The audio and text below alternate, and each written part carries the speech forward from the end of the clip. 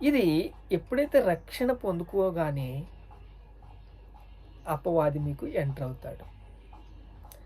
అపవాది మీకు ఎంటర్ అవ్వి మిమ్మల్ని శోధిస్తూ శోధిస్తూ శోధిస్తూ ఉంటాడు. అలాగా దేవుడు విడిపిస్తూ ఉన్నాడు, అపవాది శోధిస్తూ ఉన్నాడు. మీరు దేవుని కార్యాలు ఎన్ని చూసి ఉంటారు? భూలోకంలో పుస్తకాలన్నీ కూడా సరిపోవంట. ఆయన అద్భుతాలు, రోజు ఆయన చేసే అద్భుతాలు, ఆయన ఆశ్చర్య కార్యాలు మనం జ్ఞాపకం చేసుకుంటే ఆయన నిన్ను గొప్ప చేస్తాను అంటున్నాడు. వాగ్దానం ఇచ్చాడు, నమ్మదగినవాడు, సమస్తమును సమకూడి జరుగుతాయి అంటున్నాడు. మనం నమ్మాలి. మన బాధ మనదే, మన గోಳು మనదే, మనము నమ్మంగా. ఎందుకంటే ఆయన విడిపిస్తున్నాడు, బంధకాల నుంచి విడిపిస్తున్నాడు.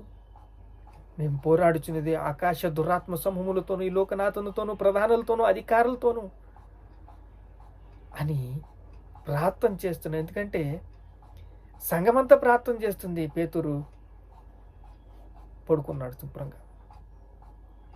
ఎందుకంటే ఆసక్తితో ప్రార్థన చేస్తుంది. యోహానును చంపేశారు. ఇప్పుడు సంఘమంతా ప్రార్థన చేస్తే దేవుడు విడిపించుకుని తీసుకొస్తున్నాడు. పేతురు కూడా నిద్రలో ఉన్నాడు. ఆయనకి బయటకు వచ్చాడు, ఇనప తాళాలు పట్టుకుని బయటకు వచ్చాడు. కానీ డోర్ కొడుతున్నాడు అని డోర్ కొడుతున్నాడు. అలా డోర్ కొడుతుంటే తీస్తలే తలుపులు, పాతనే, ఒకటే పేతన.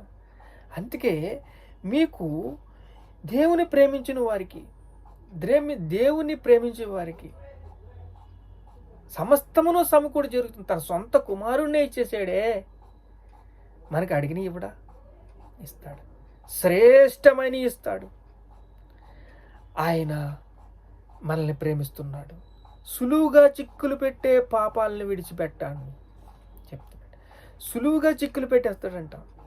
అపవిత్రాత్మ మిమ్మల్ని పట్టినప్పుడు, బలహీనపరిచే ఆత్మ మిమ్మల్ని పట్టినప్పుడు, భ్రమపరిచే ఆత్మ మిమ్మల్ని పట్టినప్పుడు ఆ యొక్క రూట్లు వేరే వేరే వేరే వేరే వేరేగా వెళ్ళిపోతాయి. అస్సలు అతను విడిపిస్తున్నాడు, అతను మిమ్మల్ని విడిపిస్తున్నాడు, గొప్ప చేద్దామని చూస్తున్నాడు. మీరు వాగ్దానాన్ని గట్టిగా పట్టుకున్నారా? అతను విడిపిస్తాడు, మొరపెట్టారా? నా దగ్గరికి రండి, నేను మీ దగ్గరికి వస్తాను. నా దగ్గరికి రండి, నేను మీ దగ్గరికి వస్తాను. ఆయన దేవుడు ప్రేమించే వారికి సమస్తమును సమకూడి జరుగుతున్నవి. తన సొంత కుమారుణ్ణి ఇచ్చేసాడు. మనల్ని మనకెందుకు ఇయ్యడు?